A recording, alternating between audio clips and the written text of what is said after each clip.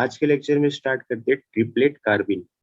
तो ट्रिपलेट कार्बिन जो हमारा होता है उससे हम लोग शो करते हैं कुछ इस तरीके से CH2, एक इलेक्ट्रॉन यहाँ पर, एक इलेक्ट्रॉन यहाँ पर, दोनों साथ में नहीं दिखाते ट्रिपलेट कार्बिन को।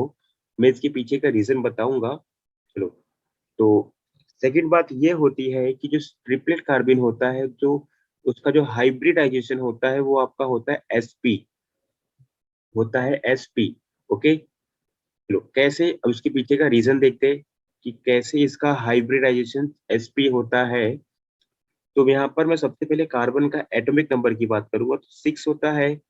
उसका जो इलेक्ट्रॉनिक कॉन्फ़िगरेशन होता है 1s2, 2s2, 2p6 होता है, सॉरी 2p2 होता है। तो आगे अगर मैं इसके ऑर्बिटल्स ड्रॉ करने जाऊंगा तो 2s2 यहाँ पर हो जाएगा और ये मेरा हो जाएगा 2p2। ये आपका 1, 2, ये आपका हो गया ऐसा। ओके, चलो, तो एक बात यहाँ पर याद रखना, सिंगलेट स्टेट में हमारा एक्साइटेड नहीं आता है, लेकिन यहाँ पर आपका एक्साइटेड स्टेट आता है। तो जब आप एक्साइटेड स्टेट पे जाओगे तो आपको यहाँ पर क्या देखने मिलेगा, देखना ये हो जाएगा ऐसा, और एक आपका इलेक्ट्रॉन जंप करके यहाँ पर आ जाएगा, ये ऐसा। तो ये कुछ आपका हो जाएगा ऐसा। तो उसके बाद होता ये है कि ये ऑर्बिटल और ये पी ऑर्बिटल आपस में ओवरलैप करते हैं, और according to hybridization theory, according to hybridization theory, पहले अपने ही एटम के ऑर्बिटल आपस में हाइब्रिडाइज होते हैं, और एक, मतलब जितने नंबर में आपके ऑर्बिटल्स ओवरलैप करेंगे उतने ही नंबर में आपके हाइब्रिड ऑर्बिटल का फॉर्मेशन होगा। तो यहाँ पर आपको दो sp हाइब्रिड ऑर्बिटल का फॉर्मेशन होता है, कुछ ऐसा।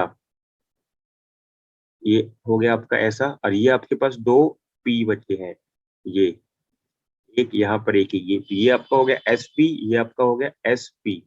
क्लियर, और ये आपका पी वाई, ये आपका हो गया पी जेड। क्लियर, चलो, तो ये हमारा कुछ हो गया हाइब्रिड ऑर्बिटल। ये दोनों मेरे क्या है, हाइब्रिड ऑर्बिटल्स, और ये मेरे क्या है, प्योर ऑर्बिटल। चलो, तो इतनी बातें तो हो गई क्लियर। तो अब यहाँ पर देखते ये है कि जो इसका जो स्ट्रक्चर होता है कुछ ऐसा होता है।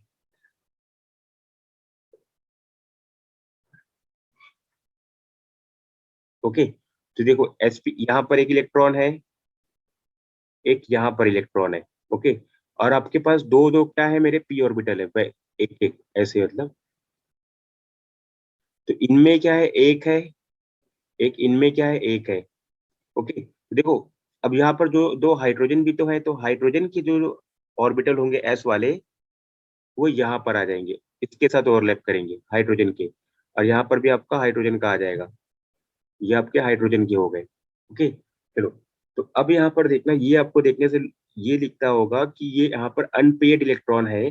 जब भी अगर आप किसी ऑर्बिटल में अनपेयर्ड इलेक्ट्रॉन होते हैं तो उससे हम लोग कहते हैं पैरामैग्नेटिक, पैरामैग्नेटिक।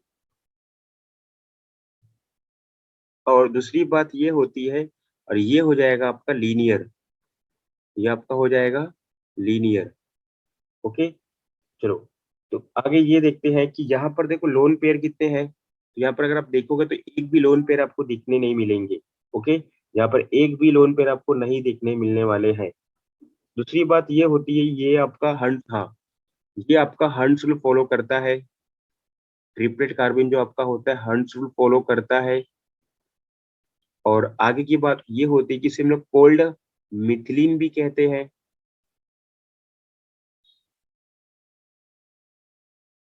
कोल्ड मिथिलीन कहते हैं।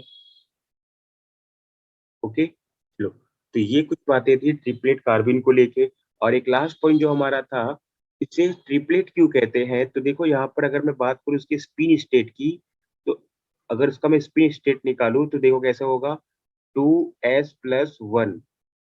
तो 2 × देखो यहाँ पर दोनों ही अनपेयर्ड है, मतलब दोनों को प्लस हाफ हो जाएगा, मतलब ये 1/2 + 1/2, मतलब ये आपका एक हो जाएगा। तो 2 × 1 + 1, तो आपको दिखेगा ये 3 आएगा। तो इसका स्पिन स्टेट कितना आ रहा है, 3 आ रहा है। तो इस वजह से इसे हम लोग कहते हैं ट्रिपलेट कार्बिन। ओके, तो ये फर्क था ट्रिपलेट कार्बिन और सिंगलेट कार्बिन में। क्लियर, चलो, तो एक और बात मैं आपको यहाँ पर बताना चाहता हूँ कि एक बात हमेशा याद रखना, सिंगलेट कार्बिन और ट्रिपलेट कार्बिन में अगर हम लोग बात करते हैं स्टेबिलिटी की, कार्बिन और सिंगलेट, एक आपका ट्रिपलेट कार्बिन में अगर स्टेबिलिटी की बात करते हैं तो सिंगलेट कार्बिन की स्टेबिलिटी थोड़ी कम होती है एज कंपेयर टू आपके सिंगलेट कार्बिन से, सॉरी ट्रिपलेट कार्बिन की स्टेबिलिटी ज्यादा होती है सिंगलेट कार्बिन से। ओके चलो, अब एक बात याद रखना, ऐसा हमेशा नहीं होता है। देखो कहीं कहीं पर ये आपका फेल हो जाएगा, जैसे कि अगर आपका CH2 और आपके यहाँ पर CH2, तो ये आपका ज्यादा स्टेबल होगा। लेकिन इन केस अगर आपका कुछ ऐसा हो जा रहा है, CCl2 आ जा रहा है और यहाँ पर आपका आ जा रहा है CCl2 सेम वही, एक इलेक्ट्रॉन, ये इलेक्ट्रॉन ऐसा, ये इलेक्ट्रॉन ऐसा, सॉरी ये दोनों साथ में, तो ये वाला ज्यादा स्टेबल हो जाएगा अभी, सॉरी ओके, ये वाला आपका ज्यादा स्टेबल हो जाएगा, ये वाला आपका ज्यादा स्टेबल हो जाएगा। क्यों?